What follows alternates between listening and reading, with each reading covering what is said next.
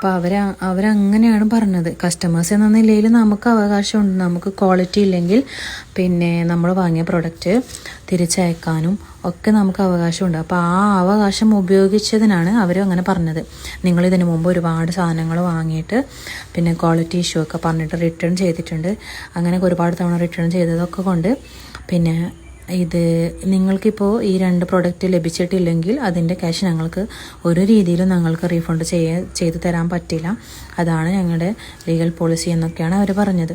2 തവണ വിളിച്ചപ്പം അവരങ്ങനെയാണ് പറഞ്ഞത്. അപ്പോൾ ഇതെല്ലാവരും മനസ്സിലാക്കാൻ വേണ്ടിയിട്ടാണ് ഞാനിത് ചെയ്യുന്നത്.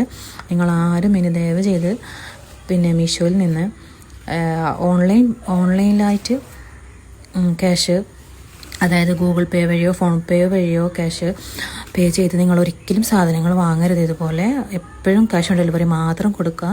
എന്നാലേ നമുക്ക് ഇവരെ തട്ടിപ്പ് മനസ്സിലാക്കാം.